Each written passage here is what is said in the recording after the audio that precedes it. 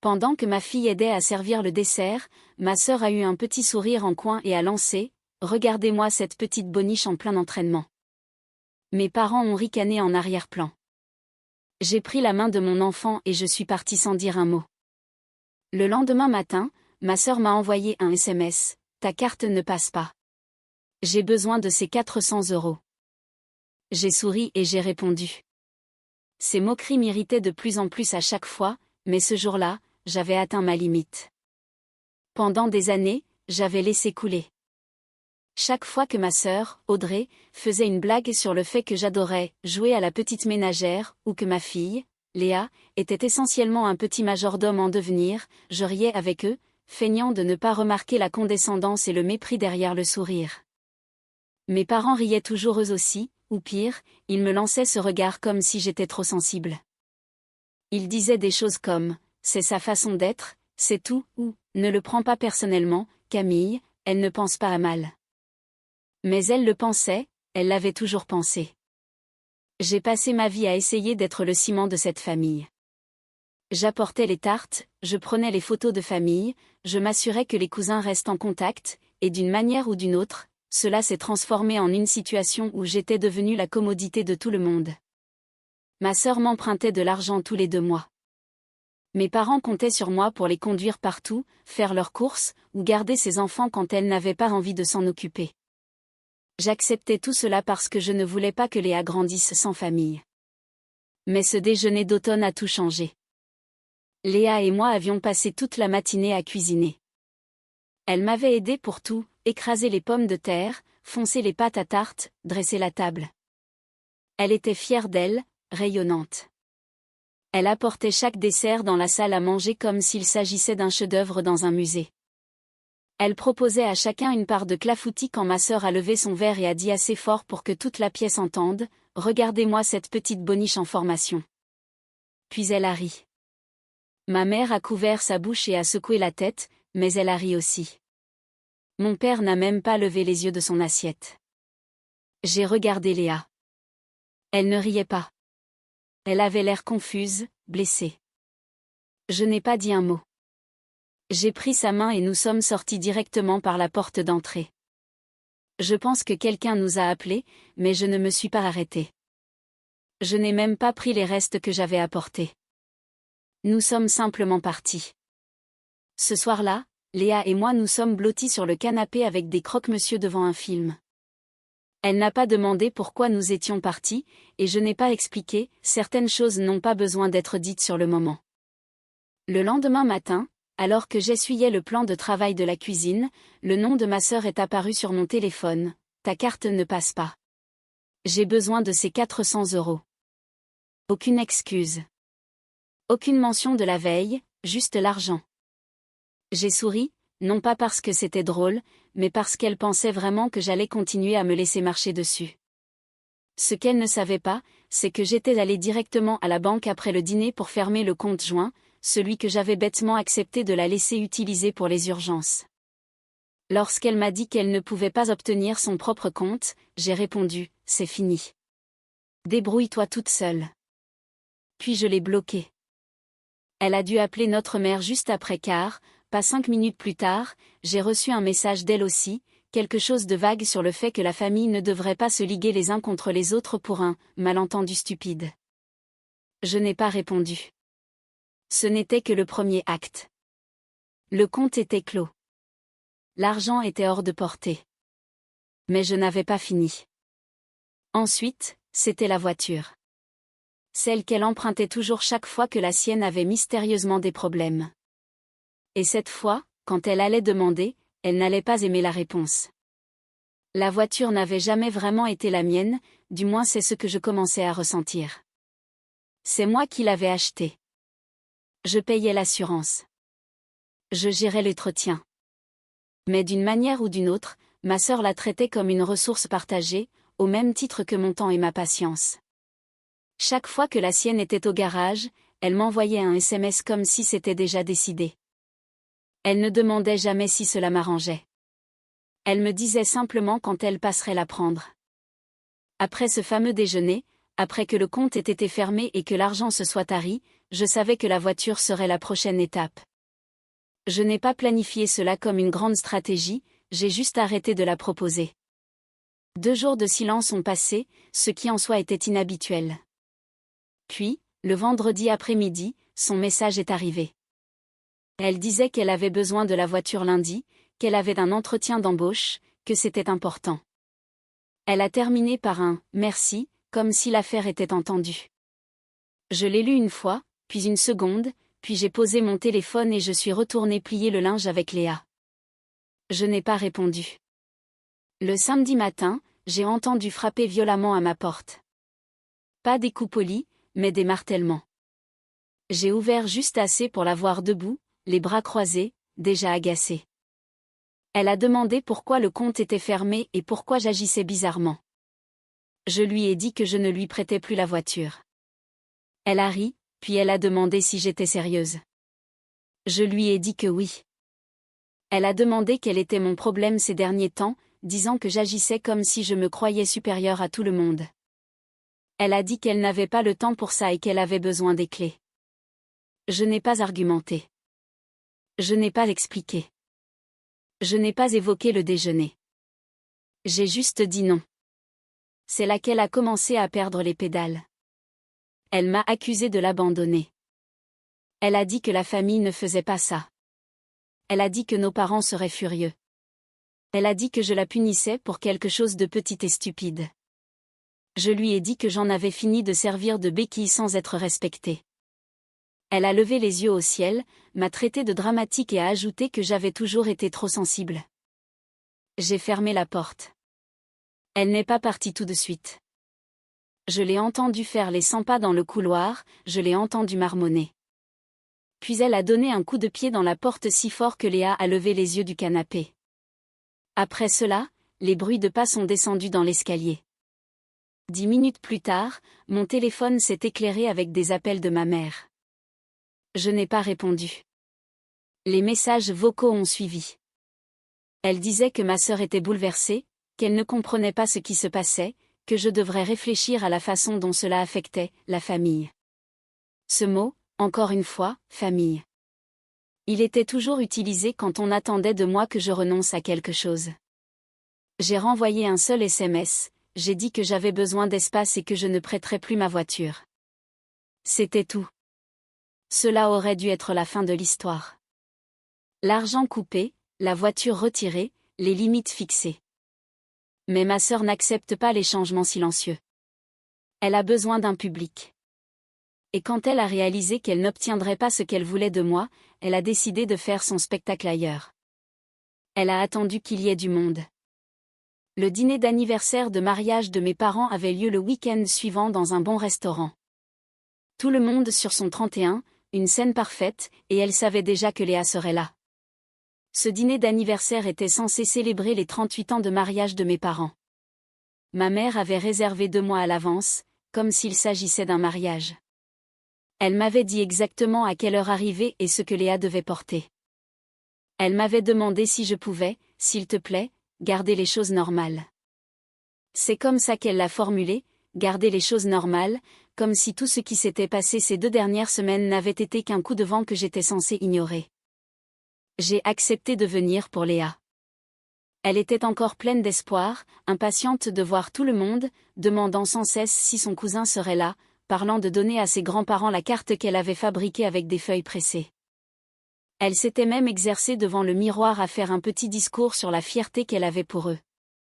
Je n'ai pas eu le cœur de lui dire que ses efforts passeraient probablement inaperçus. Le restaurant était presque trop chic pour notre famille, bougies, nappe blanche, serveur avec des manières un peu guindées. Le genre d'endroit où personne n'apprécie vraiment la nourriture, on fait juste semblant parce que c'est cher. Mais mes parents aimaient l'illusion de l'élégance. Nous sommes arrivés les premières. Léa a donné la carte à ma mère. Mon père a dit qu'elle ressemblait à une petite demoiselle. Le genre de moment qui comptait pour moi autrefois. Je me suis assise au bout de la table avec Léa à mes côtés et j'ai surveillé la porte. Et puis ma sœur est arrivée, en retard, bruyante, juchée sur des talons hauts. Elle n'est pas entrée discrètement, elle a fait le tour de la table pour embrasser tout le monde, jouant le rôle qu'elle a toujours tenu, l'enfant terrible, galérienne mais attachante. Quand elle est arrivée à Léa, elle s'est penchée et a roucoulé quelque chose sur sa jolie tenue. Puis elle a ajouté d'un ton trop enjoué, toujours prête à servir, n'est-ce pas? Elle ne m'a pas regardée en disant cela, elle a juste continué à sourire. Je n'ai rien dit.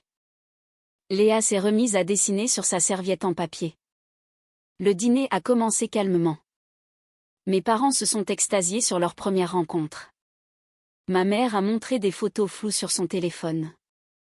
Ma sœur parlait plus fort que tout le monde. Elle se vantait d'un nouveau job qu'elle n'avait pas encore commencé et lançait des allusions sur ses problèmes d'argent pour l'essence, me regardant directement chaque fois qu'elle prononçait le mot « galère ».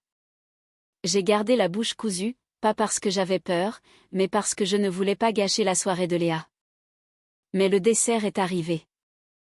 Nous étions à la moitié du tiramisu quand ma sœur s'est penchée à travers la table et a dit à ma mère « Je te le dis, cette petite a été bien dressée par Camille. Elle lui fait probablement déjà faire la lessive et ses déclarations d'impôts. Je devrais peut-être lui envoyer mes fils, qu'elle leur apprenne aussi à devenir de parfaits petits domestiques. » Elle a dit ça avec un rire, ce genre de rire qu'elle utilise quand elle sait qu'elle est cruelle mais qu'elle veut prétendre qu'elle est drôle. Léa s'est figée. Elle n'a pas souri. Elle n'a pas ri. Elle a fixé son assiette et a serré sa cuillère. Et juste comme ça, c'était fini. Je me suis levée brusquement. J'ai contourné la table et, avant que quiconque puisse m'arrêter, j'ai giflé ma sœur de toutes mes forces. Le bruit a claqué dans la salle comme du verre qui se brise. Pour la première fois de ma vie, elle n'avait plus rien à dire. Sa main est allée à sa joue et elle m'a juste fixée, complètement sidérée. Ma mère a eu un hoquet de surprise. Mon père n'a pas bougé. Toute la salle était silencieuse. Je me suis tournée vers Léa et je lui ai tendu la main. Elle s'est levée et l'a prise sans un mot, et nous sommes sortis. Je n'ai pas entendu ce que les autres ont dit ensuite, je m'en fichais. Ce soir-là, nous avons pris des milkshakes au drive et nous sommes restés dans la voiture sur le parking d'un centre commercial. Léa n'a pas beaucoup parlé. Je lui ai demandé si elle allait bien. Elle a hoché la tête. Puis, doucement, elle m'a demandé « Pourquoi est-ce qu'elle dit toujours des trucs comme ça ?» Je n'avais pas de bonne réponse. Je lui ai juste dit que nous n'aurions plus à subir cela. Le lendemain matin, mon téléphone était saturé d'appels manqués et de longs messages. Pas un seul ne demandait comment Léa se sentait. Pas un seul ne mentionnait son nom. Ils demandaient tous la même chose, « Pourquoi as-tu gâché une si belle soirée ?» C'est là que j'ai su que ce n'était plus seulement à propos de ma sœur, c'était à propos de tous. Le lendemain du dîner, je m'attendais au chaos, mais ce que je n'avais pas prévu, c'était à quel point je me sentais calme. Je ne me suis pas réveillée avec la boule au ventre. Je n'ai pas cherché mon téléphone pour arranger les choses ou écrire des excuses à moitié sincères. Je me suis levée, j'ai fait des crêpes en forme d'étoile pour Léa comme quand elle était petite, et nous avons passé la matinée à construire un château en carton dans le salon avec des cartons de mes dernières courses à l'hypermarché. Elle m'a demandé si nous allions voir mamie et papy bientôt. J'ai juste souri et dit, pas avant un moment.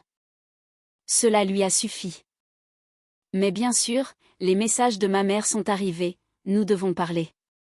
Tu as fait honte à ta sœur. Ton père est très contrarié. Cela ne te ressemble pas. De mon père, tu n'as jamais agi ainsi auparavant. Je ne comprends pas d'où vient cette colère. Toujours aucune mention de Léa. Pas une phrase pour demander si elle allait bien, si elle était blessée, si elle comprenait ce qui s'était passé. Puis est venu le déluge de la part de ma sœur. D'abord des SMS, tu m'as vraiment frappé en public? Qu'est-ce qui ne va pas chez toi? Tout ça pour une blague? Tu perds les pédales. Sérieusement, tu essaies de faire en sorte que papa et maman me détestent aussi.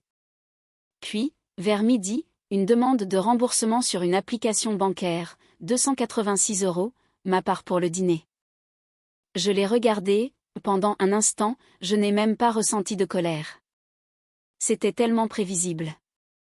Elle venait d'humilier mon enfant devant tout un restaurant et maintenant elle me facturait un gâteau que je n'avais même pas mangé. J'ai refusé la demande, sans message, sans réaction, juste un refus. Puis j'ai ouvert mon application bancaire et j'ai commencé à couper les derniers fils. La carte d'essence partagée, supprimée instantanément. Elle l'utilisait depuis des mois, un de ces arrangements temporaires qui s'était transformé en une ponction permanente. Le double des clés de ma voiture qu'elle avait encore depuis l'année dernière, j'ai fait reprogrammer les serrures et j'ai pris note de changer le bip. Le code du garage qu'elle utilisait quand elle avait besoin de dormir sur le canapé, changé. Puis j'ai vérifié mon abonnement d'assistance routière et je l'ai retiré de la liste des bénéficiaires. Je l'avais ajouté après un long appel où elle pleurait parce qu'elle était coincée avec ses enfants en pleine chaleur. C'était il y a 2 étés. Elle l'avait utilisé 4 fois, sans jamais dire merci. Et à mesure que je fermais tout, les messages sont devenus agressifs. « Ah, tu fais vraiment ça? Tu as coupé la carte essence? Tu es si mesquine que ça? » J'avais les enfants dans la voiture. « Tu dérailles, Camille, tu as besoin d'aide. C'est pour ça que tu n'as pas d'amis. » Puis celui-ci, j'ai parlé au père de Léa de ta petite crise au dîner. Je parie qu'il sera très intéressé de voir comment tu protèges ta fille. Cela m'a glacée. Elle connaissait mon histoire avec le père de Léa. Il était correct, mais facilement déstabilisé. Nous avions un arrangement de garde paisible, mais il n'aimait pas les conflits. S'il pensait que je créais des scènes ou que j'impliquais Léa dans des drames familiaux, il pourrait demander des changements. Elle menaçait maintenant la stabilité de ma fille. Mais au lieu de réagir émotionnellement, j'ai fait quelque chose que je n'avais jamais fait auparavant, je l'ai appelée. Je lui ai tout raconté, depuis le tout début. La façon dont ma sœur me traitait comme la boniche de service. La façon dont elle parlait à Léa comme si elle était le personnel de maison. Ce qu'elle avait dit au déjeuner et au dîner d'anniversaire. Je n'ai pas dramatisé, j'ai juste raconté les faits. Il a écouté calmement. Puis il a dit quelque chose que je ne m'attendais pas à entendre. Léa m'a déjà raconté des choses, Camille. Enfin, à sa manière. Mais je ne voulais pas m'en mêler. Je pensais que peut-être ça te convenait. J'ai failli lâcher le téléphone. Il savait. Il l'avait entendu de la bouche de notre fille. Et moi, j'avais essayé si fort de la protéger de la tension, de la rupture, que je n'avais même pas réalisé qu'elle lui posait déjà des questions à ce sujet. Puis il a ajouté, « Je te soutiens. Je pense que c'est une bonne chose que tu fixes des limites maintenant. » Cette seule phrase a fait plus de bien que n'importe quelle excuse. Cela m'a fait réaliser que j'avais attendu trop longtemps pour commencer à protéger mon enfant. J'avais protégé les mauvaises personnes. J'avais essayé de préserver cette illusion de famille, alors même qu'il nous détruisait toutes les deux à petit feu. Ce soir-là, j'ai reçu un SMS de ma mère. « Peux-tu passer demain? Juste toi. Nous devons discuter. Pour apaiser les choses. » Pas de drame. Pas de drame, c'était l'hôpital qui se moquait de la charité. Mais j'ai accepté parce que j'avais besoin de regarder mes 2 parents dans les yeux et de leur dire exactement ce que leur silence m'avait coûté. L'allée de la maison me semblait plus étroite que dans mes souvenirs, comme si toute la maison avait rétréci depuis l'automne, comme si elle s'effondrait sur elle-même. Ma mère m'avait envoyé 2 messages la veille pour me rappeler l'heure. Elle répétait qu'il voulait juste parler. Elle utilisait des expressions comme « sans jugement » et « repartir de zéro », comme s'il s'agissait d'un simple malentendu que l'on pouvait balayer et oublier. Je ne venais pas pour repartir de zéro. Je venais pour clore le dossier. Quand je suis entrée, l'odeur de cannelle et de vieux meubles m'a frappée immédiatement. Ma mère allumait toujours la même bougie en décembre, peu importe l'année. La même guirlande poussiéreuse pendait à l'escalier. Mon père était déjà assis à la table de la cuisine avec un café, faisant défiler quelque chose sur son téléphone. Ma mère se tenait près de l'évier, essuyant une assiette déjà propre. Elle a demandé si je voulais du thé, j'ai dit non. Elle a proposé à manger, j'ai encore dit non. Elle s'est assise en face de moi et a joint ses mains comme si elle se préparait à un entretien parent-professeur. Sa voix était calme. Elle a dit que les choses avaient pris des proportions démesurées, que tout le monde était stressé, que ma sœur avait été profondément blessée par mon comportement au dîner, qu'elle avait pleuré, qu'elle n'était pas allée travailler le lendemain, que les gens posaient des questions. Je n'ai pas parlé. Puis elle a dit quelque chose que je n'oublierai jamais, elle ne voulait pas blesser Léa. Elle plaisantait, c'est tout. Tu sais comment elle est. C'est toi qui es allé trop loin. J'ai regardé ma mère, puis mon père. Ils ne m'avaient toujours pas regardé. Ils continuaient de scroller. C'est là que j'ai enfin pris la parole. Je leur ai demandé s'ils se souvenaient de ce que ma sœur avait dit à Léa, mot pour mot. Aucun des deux n'a répondu. J'ai demandé à nouveau, plus lentement. Ils ne m'ont pas regardé. Je leur ai dit que Léa avait pleuré ce soir-là. Qu'elle avait demandé si elle était embarrassante.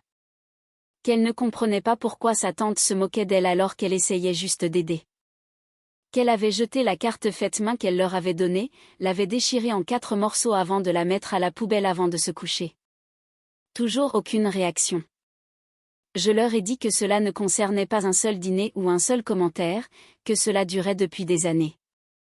Les piques passives-agressives, l'arrogance, les manipulations déguisées en service. Je leur ai dit que j'avais payé en silence plus de factures, de trajets et d'urgences pour ma sœur que je ne pouvais en compter, et que je l'avais fait sans me plaindre parce que je pensais que cela maintenait notre famille unie. Mais ce n'était pas le cas. Cela ne faisait que me garder prisonnière. Puis j'ai dit ce que j'étais venue dire, j'ai dit que j'avais fini. Fini de prétendre que ce qui arrivait à Léa était sans importance. Fini de prétendre qu'être traitée comme une servante, moi comme ma fille, était quelque chose que je devais accepter avec grâce. Fini de m'assurer qu'ils étaient à l'aise pendant que Léa rentrait à la maison en demandant pourquoi les gens riaient d'elle. Le visage de ma mère a changé. Elle semblait vouloir argumenter, mais j'ai continué. Je leur ai dit que je n'emmènerais plus Léa au dîner de famille. Que je n'organiserais plus les fêtes. Que je ne serais plus l'intermédiaire entre le chaos et le calme. Il pourrait voir Léa si elle le souhaitait, cette porte restait ouverte, mais je ne serais plus celle qui la conduirait, souriant malgré les remarques désobligeantes pendant qu'on se passait le plat de résistance. Finalement, mon père a levé les yeux. Il a demandé si je pensais vraiment que couper les ponts avec tout le monde était la solution. J'ai dit que je ne savais pas si c'était la solution, mais que c'était ma décision. Puis je me suis levée, je les ai remerciés pour leur temps et je suis partie. Pas de cris, pas de larmes, juste un départ silencieux. Sur le chemin du retour, je me suis arrêtée dans une librairie et j'ai acheté à Léa un kit de loisirs créatifs sur le thème de l'hiver. Rien de spécial, juste quelque chose à faire ensemble, pour remplacer le temps que nous aurions normalement passé à conduire chez quelqu'un d'autre pour être toléré au lieu d'être aimé. Ce soir-là, pendant que Léa peignait des flocons de neige sur des bâtonnets de glace, mon téléphone a vibré. C'était ma sœur. Je n'ai pas ouvert le message. Puis est venue la notification qu'elle avait publié quelque chose sur les réseaux sociaux, un fond noir, du texte blanc. Parfois, les gens vous coupent de leur vie parce qu'ils ne peuvent plus vous manipuler. Restez fort. Je n'ai pas bronché. Je n'ai pas répondu. Je n'ai rien ressenti du tout. Puis, de manière inattendue, une deuxième publication est apparue 10 minutes plus tard. C'était une photo d'il y a 2 ans, un jour de fête. C'était Léa et moi dans la cuisine, toutes les deux avec des tabliers en train de faire la vaisselle. Ma sœur avait légendé, c'est drôle comme les choses changent. Certaines personnes oublient qui les a aidées quand elles n'avaient rien. J'ai regardé la photo pendant un moment. Elle avait déjà quelques mentions « j'aime », dont une de ma mère. J'ai fermé l'application. Je suis allée dans le salon, je me suis assise à côté de Léa et je lui ai demandé de quelle couleur elle pensait que la neige devrait être si on pouvait choisir. Elle a dit « violet clair » et je lui ai dit que c'était parfait. Fini de défendre des gens qui ne prenaient pas la peine de la défendre. Fini de prétendre que des paroles blessantes étaient des blagues. Et fini le silence. Parce qu'en vérité, je n'ai pas perdu une famille ce jour-là, j'ai simplement fini par remarquer que je n'en avais jamais vraiment eu une. Noël ressemblait autrefois à une date limite, comme si j'avais 1 million de cases invisibles à cocher. Qui reçoit? Qu'est-ce que j'apporte? Pour qui dois-je acheter un cadeau? Est-ce que ma sœur va encore arriver en retard et tout ramener à elle? Est-ce que je serai coincée à faire la vaisselle pendant que tout le monde disparaît au salon? Cette année, il n'y a rien eu. Pas d'invitation, pas d'appel téléphonique, pas même un de ces messages passifs-agressifs de ma mère me demandant si je prévoyais toujours d'apporter l'accompagnement comme je le faisais toujours. Je pensais ressentir un pincement au cœur, de la culpabilité ou un sentiment de perte.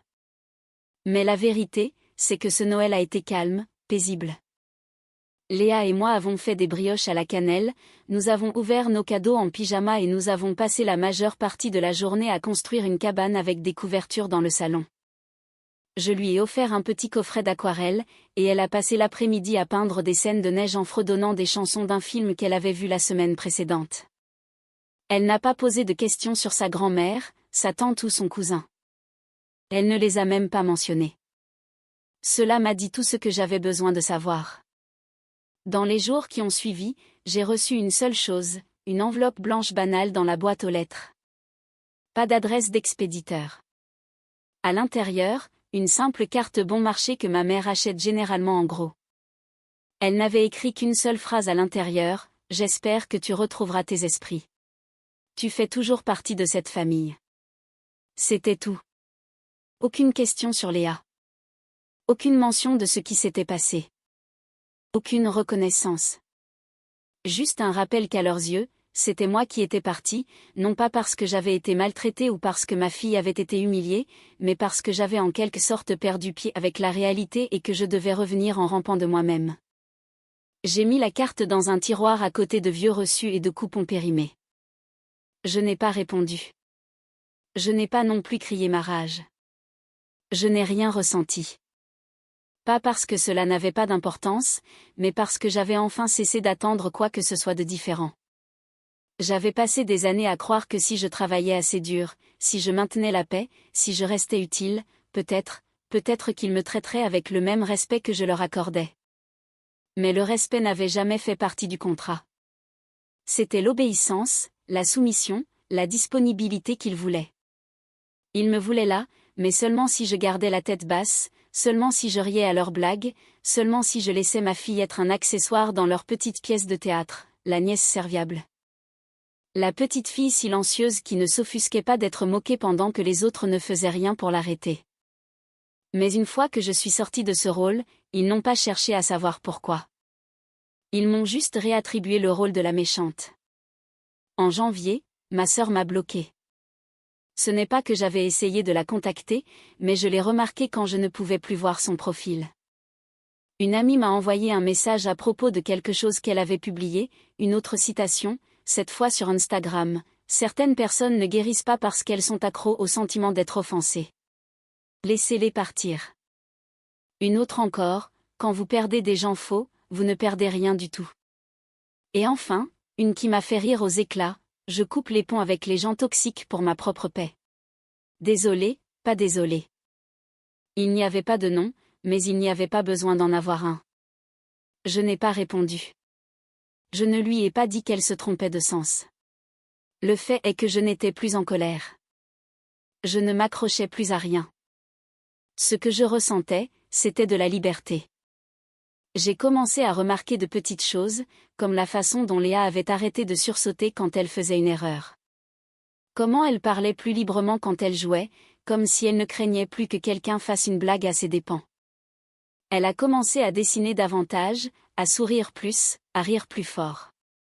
En février, elle est rentrée de l'école avec une autorisation pour un stage artistique le week-end. Elle a demandé si elle pouvait y aller, puis elle a hésité. J'ai demandé ce qui n'allait pas. Elle a dit, et s'il se moque de moi comme tante Audrey le faisait ? Je l'ai regardé droit dans les yeux et je lui ai dit quelque chose que j'aurais aimé que quelqu'un me dise quand j'avais son âge. Les gens qui se moquent des autres parce qu'ils essaient sont juste ceux qui ont trop peur d'essayer eux-mêmes. Tu n'as pas besoin de te faire toute petite pour qu'ils se sentent grands. Elle a hoché la tête, elle y est allée et elle a adoré. Le mois suivant, j'ai rencontré quelqu'un, un homme que je connaissais via des amis communs depuis des années, Thomas. Quelqu'un de calme, de gentil et sincèrement intéressé par ma journée. Cela a commencé par des cafés, des promenades, des conversations, sans jeu, sans grands gestes, juste de la chaleur et de la simplicité. Il a apporté un petit carnet de croquis à Léa un soir après le dîner et lui a dit qu'il avait hâte de voir ce qu'elle allait créer. Il n'en a pas fait toute une histoire, il lui a juste tendu comme si c'était la chose la plus naturelle au monde. Elle a dessiné une famille, 3 personnes se tenant la main. Ce soir-là, je me suis assise seule sur le canapé après qu'elle soit allée se coucher et j'ai réalisé quelque chose qui m'a frappé plus fort que n'importe quelle insulte. Toutes ces années où je me suis battue pour garder une place à une table où je n'étais jamais la bienvenue. J'aurais pu construire la mienne. Et maintenant, je l'avais. Pas parfaite, pas immense, mais réelle. Et la vérité, c'est que je ne suis pas partie loin de ma famille parce que j'étais en colère. Je suis partie parce que ma fille me regardait. Et je voulais qu'elle apprenne que parfois, la chose la plus courageuse qu'une personne puisse faire n'est pas de pardonner à des gens qui ne changeront pas, c'est de les laisser derrière soi. Alors non, je n'ai pas tout perdu. J'ai gagné la paix. J'ai gagné la clarté. J'ai gagné la confiance de ma fille. Et finalement, j'ai gagné le genre de famille qui n'a jamais besoin d'être méritée.